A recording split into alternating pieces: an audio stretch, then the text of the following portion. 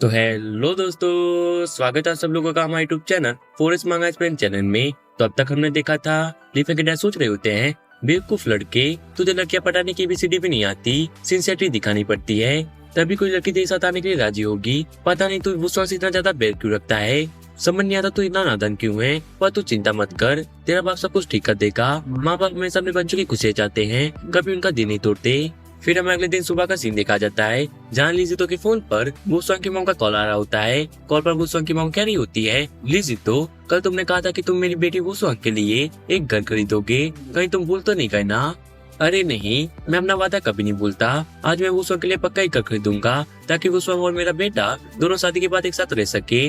मैं तुम्हें एड्रेस भेज रहा हूँ, तुम जल्दी से यहाँ आ जाओ, फिर हम घर को खरीदने चलते हैं। फिर वो अपने बैंक पासबुक को देखते हुए सोच रहा होता है, मैंने अपने गांव की जमीन और घर को गिरवी रख दिया, ऊपर से रिश्तेदारों से भी पैसे उधार ले लिए, यहाँ तक कि मैंने अपने मौत के बाद का कफन खरीदने के भी पैसे इसमें शामिल कर दिए और बस किसी तरह 10 लाख रुपए इकट्ठा कर लिए। इन सब की एक ही वजह है, मेरी बेटी की खुशी, और मुझे इसका कोई भी पछतावा नहीं है।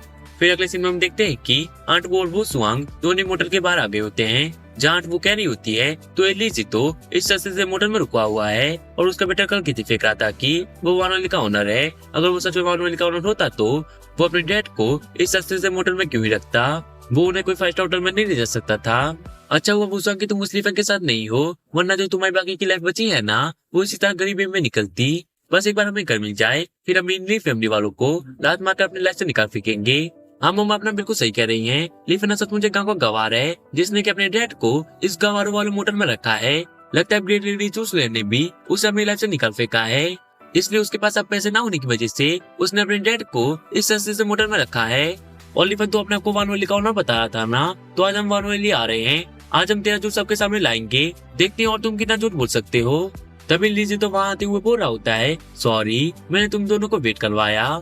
आंट वो बोल रही होती है, लिजी तो चल हम सीधा वानोली के सेल्स ऑफिस चलते हैं, आज मुझे एक विला खरीदना है। तुम्हारे बेटे ने तो कहा था ना कि वो वानोली का ओनर है ना?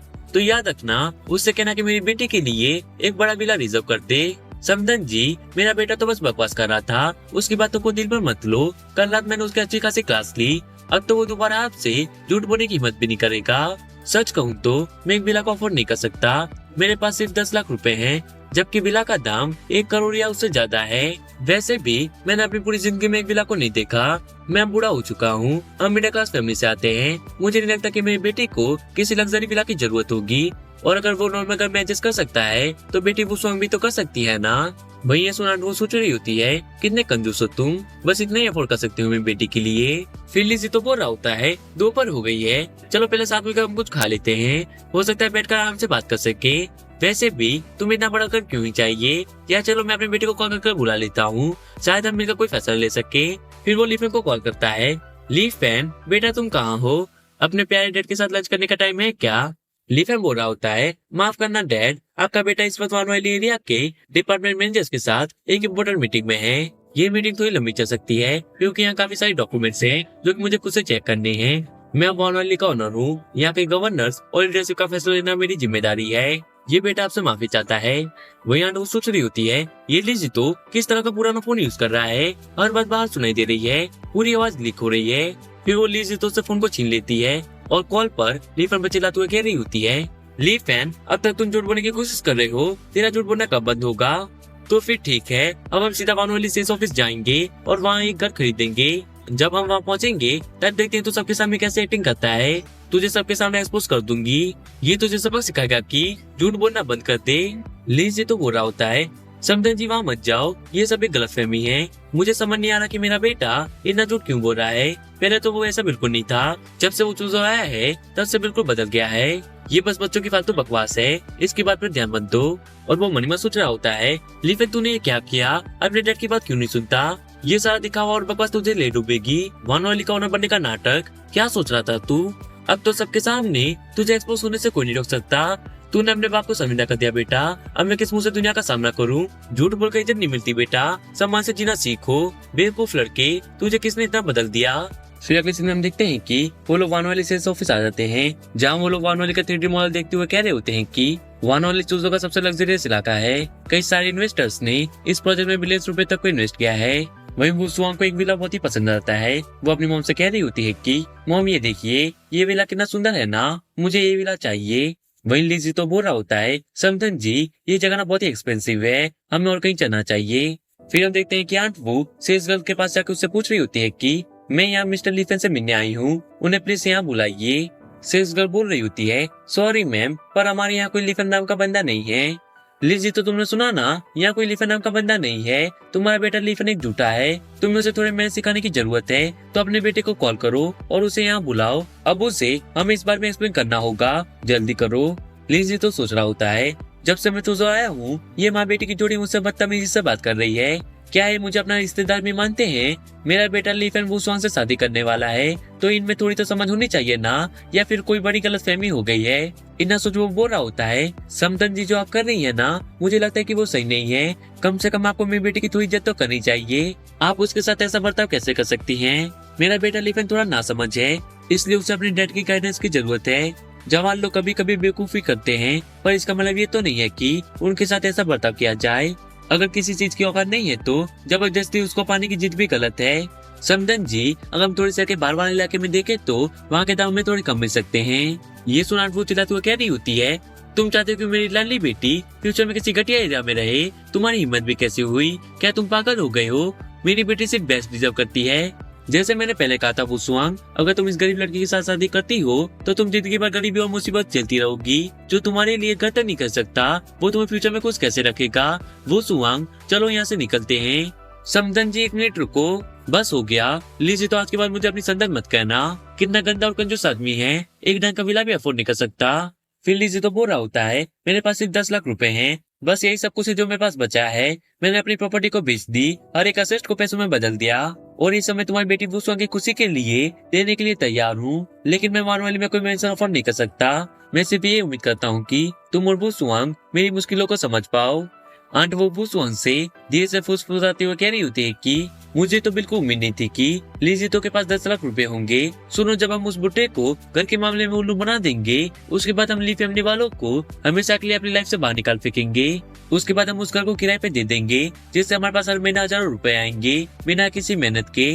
और जब घर की कीमत बढ़ जाए तो हम उसे बेच देंगे, फिर और बड़ा और बेहतरीन विला ले सकते हैं। फिर हम वुसवांग को देखते हैं जो कि बोली बाली सगर बनाते हुए कह रही होती है कि अंकल, ये पैसे ना होने का कोई मसला ही नहीं है, मुझे बस आपकी अच्छी नीयत देखनी थी। इंसान होने के नाते दिल का अच्छा होना जरूरी है। जब मैंने देखा कि लीफेन ऐसा हो गया है तो मुझे भी थोड़ी तकलीफ हुई। और अंकल, मैं सच बताऊं तो सुजुकी के सारे रैंक मास्टर मुझे पसंद करते हैं, उनमें से कोई भी तुम्हारे बेटे से कहीं ज्यादा बेहतर है। मैं इतनी दिन तक सिर्फ उसके साथ इसलिए थी क्योंकि वो मुझे ईमानदार लगता था, लेकिन अब उसकी शख्सियत ही बिगड़ गई है, तो मुझे तुम्हारे गरीब बेटे के साथ रुकने का कोई फायदा ही नहीं दिख रहा। मतलब मैं उसके साथ क्यों ही रहूं? और सिर्फ यही नहीं, उसने मुझे धोखा दिया, दूसरी लड़की के चक्कर में पड़ा रहा। तो अंकल, इस सब के लिए मुझे दोस्त मत दो, अगर किसी को दोस्त देना ही है तो अपने उस कमीने बेटे को दो। वुसवांग की बात सुन लीजिए तो सोच रहा होता है, लीफेन, नहीं मेरी ही गलती है, मैंने अपनी आधी जिंदगी मेहनत करने में गुजार दी, फिर भी तुम्हारे लिए एक छोटा सा घर तक नहीं खरीद पाया, ये सब मेरी ही गलती है, मुझे माफ कर देना बेटा, तुम्हारा डर बिल्कुल ही निकम्मा है। तभी वहाँ सवाते हुए बोल रहा होता है, आंट वुसवांग, ये तो अजीब इत्तेफाक है, तुम दोनों यहाँ वानवाली ऑफिस में क्या कर रहे हो? वुसवांग, पिछली बार जो मैंने किया था ना वो बहुत ही गलत था और मुझे सच में इसका अफसोस है, प्लीज मुझे माफ कर दो। आंट वो यांसो को इंट्रोड्यूस करते हुए बोल रही होती है, लीजी तो ये यांसो कुन है, उसके डैड वेस्टर्न ओवर स्कूल में डायरेक्टर हैं और उनके नाम पर एक बड़ी कंपनी भी है। वो एक पावरफुल और कोठी बंगले वाला लड़का है, उसकी फैमिली की चीजों में काफी इज्जत है। वहीं तुम्हारी बेटी की तो यंग मास्टर यांसो से कोई तुलना नहीं हो सकती, इन दोनों के बीच में तो आसमान और जमीन का फर्क है, तुम्हारा बेटा इस लायक नहीं है। फिर यांसो बोल रहा होता है, वैसे ये बुढ़ा है कौन? वुसवांग बता रही होती है, ये बुढ़ा आदमी लीफेन का बाप है, एक गांव का बुड़बक जो सोच रहा था कि मेरे लिए घर खरीदेगा, पर असल में देखा जाए तो ये एक विला तक को अफोर्ड नहीं कर सकता वानवेली में, बस एक लाचार 10 लाख रुपए लेकर आया है। 10 लाख रुपए में कोई घर कैसे खरीदेगा? ये तो बस चिल्ला के बराबर है। वुसवांग की बात सुन लीजिए तो बोल रहा होता है, तुम ऐसा बताओ क्यों कर रही हो? तुम्हें मुझे अंकल बुलाना चाहिए, तुमने जो कहा वो बिल्कुल भी ठीक नहीं था। हाँ, मैं गरीब हो सकता हूँ, पर ये मेरे लिए पैसे बहुत ही मायने रखते हैं, तुम ऐसा कैसे कह सकती हो? बात ये नहीं कि मैं विला नहीं करना चाहता, पर ये जगह बहुत ही महंगी है, मैं इतना पैसा अफोर्ड नहीं कर सकता। आखिर कौन सा बाप नहीं चाहता कि उनके बच्चे एक अच्छी जिंदगी जिए? यांगसो बोल रहा होता है वो सोना बिल्कुल सही कह रही है, तू एक गरीब का बूढ़ा आदमी है और फिर भी यहाँ की इसकी फैमिली की बेइज्जती कर रहा है। और वो मनी में सोच रहा होता है ली फेन पहले जैसा नहीं रहा, अब उसने चूजों के काफी अंडरग्राउंड प्रोसेस को अपने तरफ कर लिया है, फिलहाल मैं उसे पंगा नहीं ले सकता। लेकिन ये बूढ़ा आदमी ली फेन का डैड है तो इसकी जितनी बेइज्जती हो सके उतनी करनी पड़ेगी। जब तक मैं इसे नीचा नहीं दिखाता तब तक मेरे दिल को सुकून नहीं मिलेगा, ये मेरा बदला होगा ली फेन। इतना सोच वो वू सुआंग को चाबियां देते हुए बोल रहा होता है, लो वू सुआंग, ये है मेरे 130 स्क्वायर मीटर घर की चाबियां जो जीवन डिस्ट्रिक्ट कम्युनिटी में है। मैं ये चाबी अब तुम्हें दे रहा हूँ, कुछ दिनों बाद तुम्हारा बर्थडे आने वाला है ना, मेरी तरफ से तुम्हारा बर्थडे गिफ्ट समझो। लो ये चाबी, अब से वो घर तुम्हारा है। वू सुआंग चाबी को लेते हुए बोल रही होती है, सच में जीवन कम्युनिटी तो चूजों का एक high and first line district है। ओ हनी, तुम कितने काइंड हो, मैं तुम्हें माफ करती हूँ। इतना कहते हुए वो यांसो को किस कर लेती है। वही आंट वो कह रही होती है, लीजी तो तुमने देखा इस जवान लड़की ने क्या किया, उसने मेरी बेटी को 4 मिलियन रुपए का घर गिफ्ट कर दिया और तुम एक छोटा सा घर भी अफोर्ड नहीं कर सकते, कितनी शर्म की बात है। फिर हम देखते लीजी तो वो सोन से कह रहा होता है, लड़की ये सब क्या हो रहा है, ये आदमी तुम्हारा कौन लगता है, क्या तुम मेरी बेटी को चीट कर रही हो। तभी यांसो बोल रहा होता है, बुड्ढे का तुझे ऐसा सच नहीं दिख रहा, वो सोंग मेरी गर्लफ्रेंड है, तुम्हारा गरीब बेटा उसके लायक नहीं। फिर वो चुटकी बजा के सिक्योरिटी गार्ड को बुलाता है। सिक्योरिटी गार्ड वहाँ के बोल रहा होता है, यंग मास्टर साहब बताइए आपने मुझे क्यों बुलाया है। और इतना कहने के साथ वो सोच रहा होता है, यंग मास्टर साहब चूजों के एक फेमस कोठी बंगले वाले आदमी हैं। मैंने सुना है कि वो फिलहाल सेल्स ऑफिस के मेजर डू के साथ एक बिजनेस डील पर बात कर रहा है। वो वानवाली का असली बिग बॉस के साथ मिलने की तैयारी कर रहा है। मुझे इस आदमी को ऑफेंड करने की गलती बिल्कुल नहीं करनी चाहिए, वरना मेरी जॉब पर खतरा आ सकता है। फिर अब देखते हैं उसको सिक्योरिटी गार्ड से कह रहा होता है, इस बुढ़े को यहाँ से निकाल दो, जो वानवाली प्रोजेक्ट को अफोर्ड नहीं कर सकता उसे यहाँ रहने का कोई हक नहीं है। एक गाँव का गवार यहाँ आने के लायक नहीं है, वो इस जगह के लायक नहीं है, इसे यहाँ से भगा दो। और वो मन में सोच रहा होता है, लेकिन तूने मुझे सबके सामने बेइज्जत किया था, मुझे बस एक मौका चाहिए था अपनी सारी बात को निकालने के लिए, और अब मैं तेरे डैड के ऊपर निकाल रहा हूँ। आखिर इस बुढ़े ने तेरे डैड होने की गलती जो की है, लेकिन तेरा ये बुढ़ा डैड बेइज्जती के लायक ही है। फिर सीन शिफ्ट होता है और हम कुछ लोगों को देखते हैं जो कि लिफ्ट के आगे पीछे मंडरा रहे होते हैं। उन्हीं में से एक बंदा बोल रहा होता है, प्रेसिडेंट ली फिलहाल हम ऑपरेशन पीरियड में है, वानोएली को पब्लिक के लिए ऑफिशियली खोलने में अभी थोड़ा वक्त है। हालांकि मिस्टर जो यहाँ के इंचार्ज हैं, लेकिन इतना बड़ा फैसला लेने का हक ना सिर्फ आपको है। मिस्टर ली प्लीज जल्दी फैसला करिए। वही दूसरा बंदा बोल रहा होता है, मिस्टर ली क्योंकि आप पहली बार इस ऑफिस आए हैं तो मैं लोगों को बुलवाकर आपका स्वागत करवाता हूँ। फिर हम देखते हैं कि सिक्योरिटी गार्ड ली जीतो को धक्का देते हुए बोल रहा होता है, निकल जाए यहाँ से भिखारी, तेरे जैसे गरीब की यहाँ कोई जगह नहीं। वही हम 2 सेल्स गर्ल को देखते हैं, जिनमें से पहली सेल्स गर्ल बोल रही होती है, अगर हर गांव का गवाही सोचने लगा कि वो वानवाली में एक बिला खरीद सकता है तो इससे तो वानवाली का डांफो शुरू हो जाएगा, हमारी इज्जत मिट्टी में मिल जाएगी। और क्या इस गवाना आने में अपनी शकल नहीं देखी यहाँ आने से पहले, अपनी औकात देख पहले बुट्टे, ये कोई ऐसी जगह नहीं है जहाँ कोई भी आ जाए। वही दूसरी सेल्स गर्ल बोल रही होती है, मुझे इसके पास खड़े होने में भी शर्म आ रही है। फिर यांगसो सिक्योरिटी गार्ड से बोल रहा होता है, ऐसे लोगों को यहाँ आने की इजाजत मत देना, समझे। वो सिक्योरिटी गार्ड बोल रहा होता है, समझ गया यंग मास्टर साहब, अगर ये बुढ़ा आदमी दोबारा यहाँ आने की जरूरत करेगा तो मैं इसकी टांगे तोड़ दूंगा।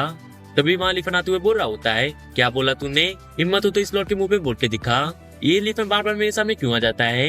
लिफन, किसने तुम्हें यहाँ आने दिया, तुम्हारे डैड को तो अभी अभी यहाँ से भगाया था, तुम जैसे लोग यहाँ आने के लायक नहीं हो, एक गरीब कंजूस इंसान को यहाँ आने का कोई हक नहीं है।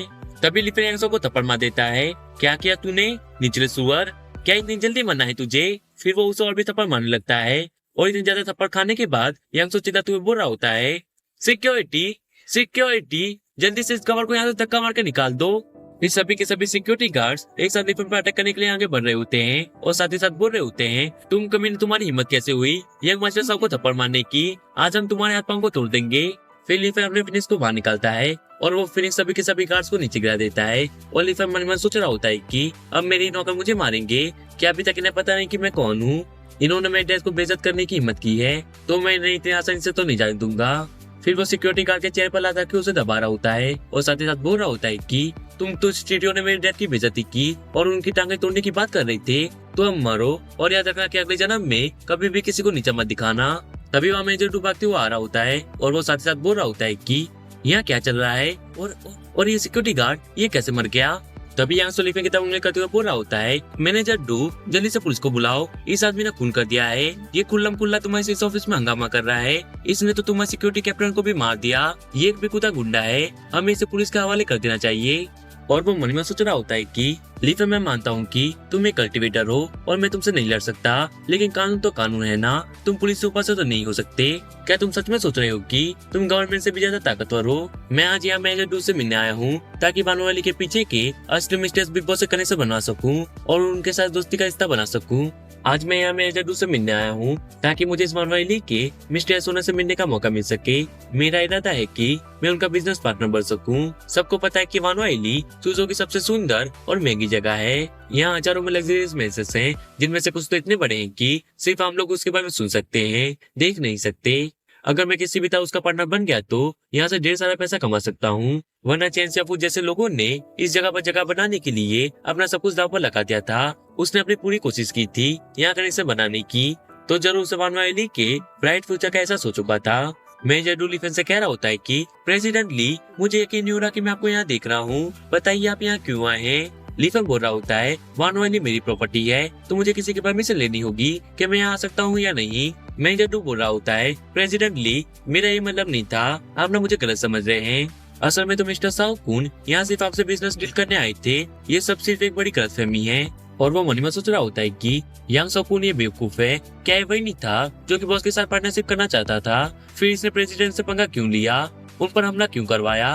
तेरे दिमाग में प्रॉब्लम है क्या? तूने पुलिस के हवाले करवाना था, पागल आदमी, सब कुछ बर्बाद कर दिया तूने, और तू मुझे भी अपने साथ इस मुसीबत में घसीट रहा है। प्रेसिडेंट ने अब इस मैटर को छोड़ दीजिए और ऐसा प्रेटेंड कीजिए जैसा कि कुछ हुआ ही नहीं। तभी हम देखते हैं कि फिनिक्स उसके गले को दबोच लेता है। लीफन बोल रहा होता है, क्या इस मैटर को जाने दूं? तेरी ये बोलने की हिम्मत भी कैसे हुई? तुम समझते क्या हो अपने आप को? इसने मेरे डैड को यहाँ से धक्का मार के निकाला था और तुम मुझसे कह रहे हो कि मैं इसे छोड़ दूं? अगर मैं ऐसा करूँ तो फिर मैं एक बेटा होने का क्या फायदा?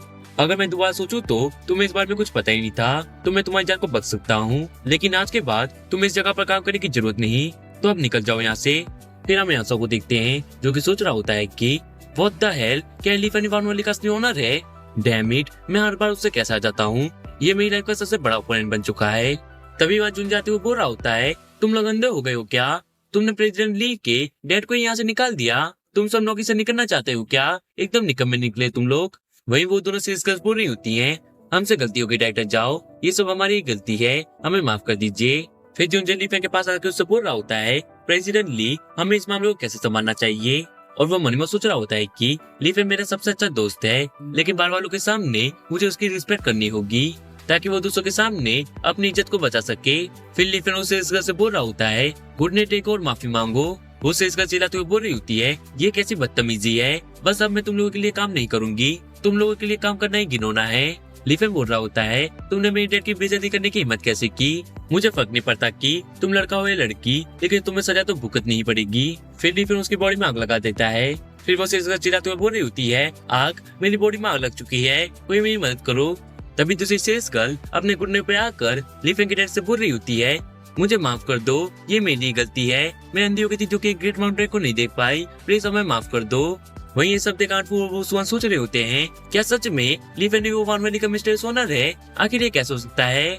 ऊपर से यंगसो जैसे कोठी बंगले वाले आदमी को भी यहाँ के अपने हाथ जोड़ने पड़ रहे हैं ताकि वो इस मिस्टर सोने से पार्टनरशिप कर सके। इन दोनों के बीच में तो कोई बेवकूफ भी समझ लेगा कि असली ताकतवर कौन है। ये कितनी शर्म की बात है, उस बुढ़े लीजितो का ही बेटा भानुवाली का असली ओनर निकला और मैं उसका मजाक उड़ा रही थी कि वो एक कर भी नहीं खरीद सकता। तो इसका मतलब लीफन से लड़ने में नहीं बल्कि दिमाग और औकात में भी यंगसो से कई ज्यादा आगे है। तो फिर यंगसो कुन तो उसके सामने कीड़े से ज्यादा कुछ भी नहीं। और मैंने तो लीफन को लात मारकर अपनी लाइफ से निकाल दिया था, मुझसे बड़ा गधा और बेवकूफ इस दुनिया में कोई नहीं हो सकता। फिर हम लीफन को देखते हैं जो कि अपने डैड से कह रहा होता है कि डैड, मैंने स्पेशली भानुवाली में आपके लिए एक मैच से प्रिपेयर किया है, आप वहाँ रह सकते हैं। जब भी आपके पास फ्री टाइम हो ना, तब आप गार्डन में फूलों को पानी दे सकते हो या मछली को खाना खिला सकते हो।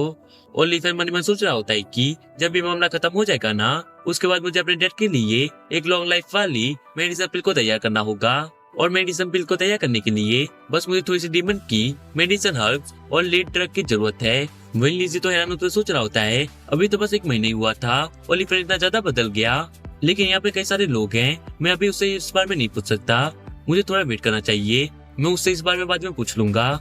लेकिन अब मेरा बेटा लीफन एक सक्सेसफुल मैन बन चुका है, तो अब मुझे किसी के सामने झुकने की जरूरत नहीं। फिर वो लीफन से पूछ रहा होता है कि बेटा लीफन, वैसे इस मेंशन का प्राइस क्या होगा? लीफेन बोल रहा होता है ज्यादा नहीं, बस 70 या 80 मिलियन। क्या 70 या 80 मिलियन? तो इस कहेंगे क्या होगा वो हम देखेंगे नेक्स्ट एपिसोड में। तब तक के लिए थैंक्स फॉर वॉचिंग।